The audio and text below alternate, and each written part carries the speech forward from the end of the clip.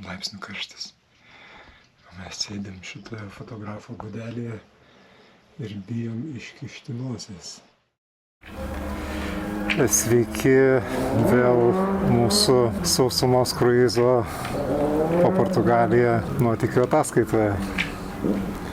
Šiandien pasakosim apie Lisaboną ir Evoa paukščių draustinį.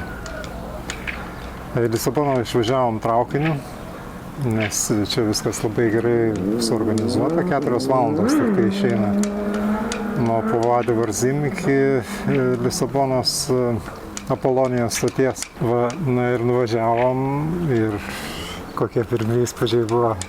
Karšta, nuvažiavom kada apie 12 kažkur, o į butą galėjom įeiti tik tai 3 valandą, tai turėjom tas kelias valandas pasivaikščioti po Lisaboną, bet su kuprinė. O karštis buvo, nežinau, turbūt ir 40, gal 35 karščio. Tai laimė, kad turėjom šias skrybėlės. Kažkiek gelbėjo, bet labai nedaug ką. Lisabonos gatvė. Tokia skrybėlė yra asmeninis pavėsis. Bet prakaitas vis tiek pila kibirais, kai esi mieste ir tokiam karštyje. Ir toks miestas kaip Lisabona, ypač centrinė dalis, kuriame mes išsirinkom gyventi, kalvota ir ten visą laiką arba lipi nuo kalno, arba lipi į kalną. Turistų minios, žmonių, transporto. Ir pirmieji įspūdžiai tai buvo tokie, kad į chaosą patekom ir norėjosi kaip nors dingti iš viso to, bet kadangi mes žmonės esam minimaliai spontaniški, šiaip gal ir ne visai minimaliai, bet iš esmės spontaniškom nuotaikom nepasiduodantys labai greitai, tai ištvėrėm tas valandas, patekom į butą, kuris irgi buvo nemažiau karštas. Bet galų gale mes prisijaukinom tą miestą. Ką manai apie šitą?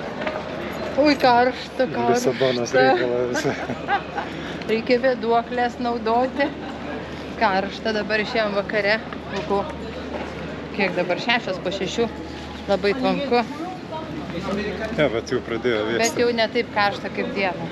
Čia buvo 38 dienos metu, tai visą dieną pralindėjom savo bute. Iki 12 buvom aktyvus, paskui ėjom pailsėti ir dabar vėl išlindom pavaikščioti. Pavalgyti vakarienės, nes... Taip, vakarienės. Bet nebuvom šiandien normaliai valgyti iš ryto. Ja, labai vizualiai dėkingas miestas yra iš tikrųjų. Aš tai supratau, kad Lisabona yra miesto fotografų rojus. Nes ir žmonės ten yra labai įdomus, labai įvairūs. Įvairi odos spalva, įvairios šukuosenos, įvairūs stiliai. Ir pats miestas, jisai sudaro labai tokią spalvingą ir egzotišką ir tuo pačiu labai įvairią, labai gražią sceną. Reljefas, tramvajaus bėgiai, visokie vingiai ten tų bėgių. Taip ir stovi akyse, aš nežinau, dar nepasižiūrėjau atidžiai savo visas nuotraukas padarytas, bet manau, kad padariau keletą neblogų vaizdų. Ne, kaip taip, ten vakare ypatingai, kai atsimeni, sėdėjom kavinėj, gėrėm skysčius šaltus, nes ten tik tai su ledukais norisi daugiau nieko. Ir tiesiog muzikantai, 2, gitaristas su dainininkė atsidarė antro aukšto langus ir pradėjo dainuoti.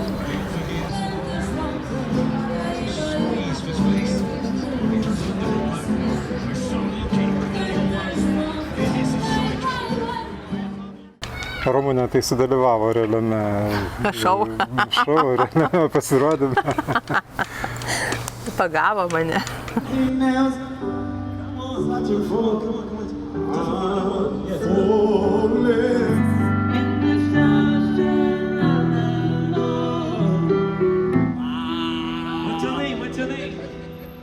Daug kur yra tos gatvės muzikos, daug kur yra tų kavinių gatvių ir pėsčiųjų gatvių ir visokiausių elementų, kurie yra ir Lisabonoje, bet čia yra šiek tiek kitaip viskas.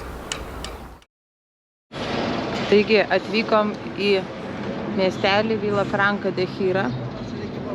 Radom tokią skulptūrą ir pasirodo, čia pasižiūrėkit, yra gatvės pilnos smėlio.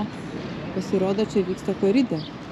1 Liepos savaitgalį. Tai šiandien prasidės bulių bėgimas ir sekmadienį bus jau arenoje viskas. Būtų įdomu pamatyti. Gal kitais metais pavyks atplaukti čia. Kai planavau šitą kruizą laivu su jachta, tai planavau ten sustoti tame miestelėje. Nes pačioje Lisabonoje gal nebūtume norėję, ten labai triukšminga gyventi, o Vilafranca de Gira turi savo uostelį ir ten būtų buvę galima pagyventi kelias dienas ir iš ten galima patekti kur? Į paukščių stebėjimo rezervatą. Ne tik stebėjimo, ten gyvenimas vyksta. Važiuojam į draustinį stebėti paukščių. Ana mus veža. Hi. Hi. Štai toksai keliukas. Čia 12 kilometrų žvyrkelio.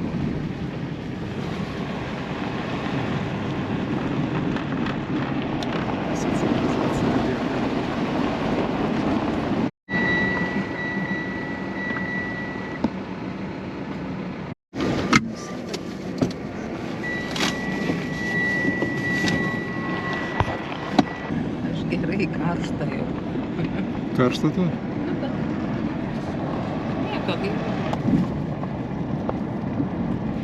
Bet menas reikalauja alkūnų, nieko nepadarysi.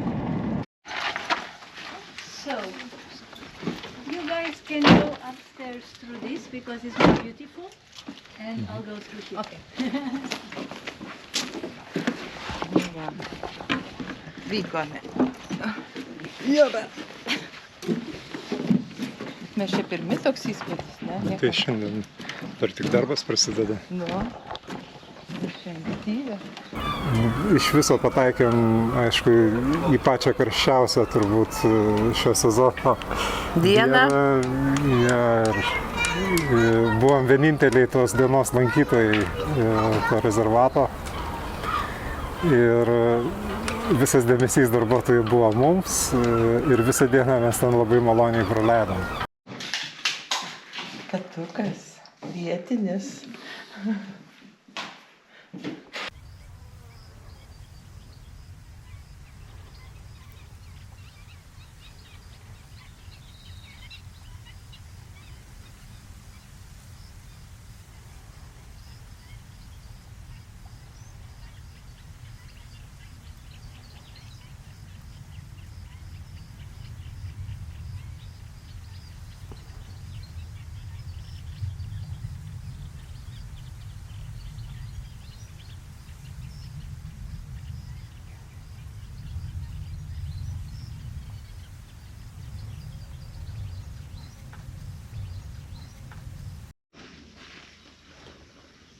Matai, yra aukštasnapės ir antys dar. O čia elegantiškas, didelis, baltas paukštis ilgom juodom kojom.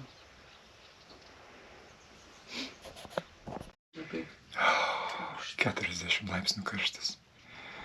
Mes sėdėm šitoje fotografo gudelėje ir bijom iškišti nosies.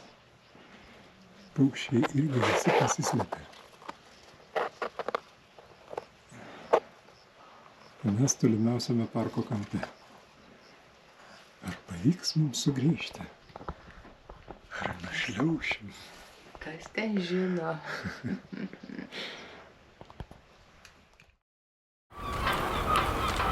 Jo. Įdomu buvo pastebėti paukščius, aišku, nedaug šiuo metu yra paukščių, palyginus, kiek mes ten kokias 4 rūšis gal matėm paukščių, bet pagrindinė rūšį, kurią norėjom pamatyti, tai pamatėm. Ja. Kaip jie vadinasi, pelikanai? Rožiniai pelikanai. Flamingai.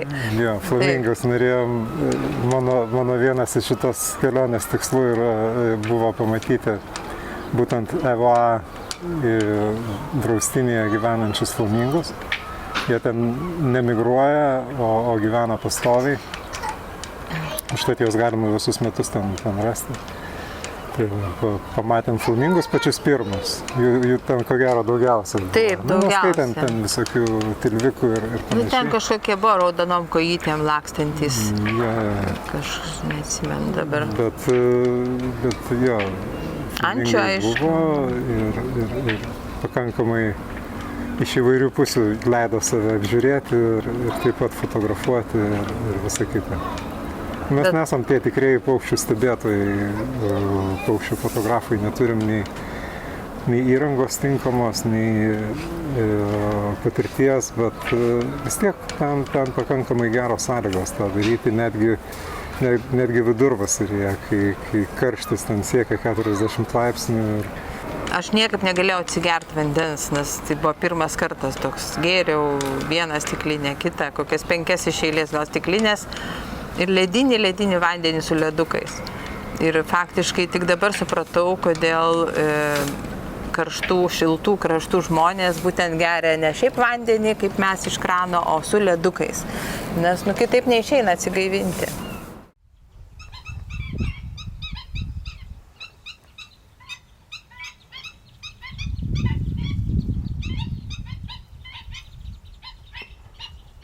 Liūdų realiai atsirado.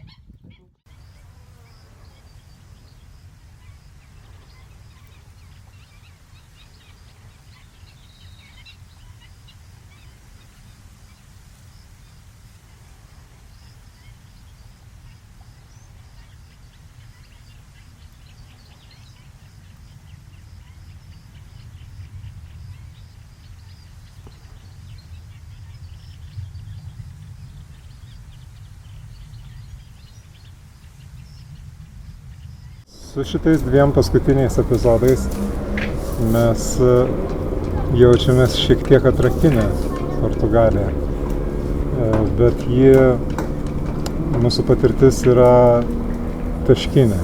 Mes tą supratom jau būdami Vilafranca de Xira, nes mes matėm ne tik savo kelionės tikslus, bet matėm ir tai, kas vyksta aplinkui. O ten aplinkui buvo labai intensyvus pasiruošimas koridai. Ir mes tada supratom, kad mes praleisim tą koridą, nes turėjom bilietus nusipirkę atgal į portą. Tai buvom visai šalia tos šventės pradžios, jau rinkosi žmonės, jau buvo aptvarai paruošti. Ir dar kokią valandą, jeigu būtume pabuvę, tai būtume bent akies krašteliu pamatę portugališkos koridos pradžią. Tai nenustokite sekti mūsų kanalo, ko nors mes vis dar iškrėsim.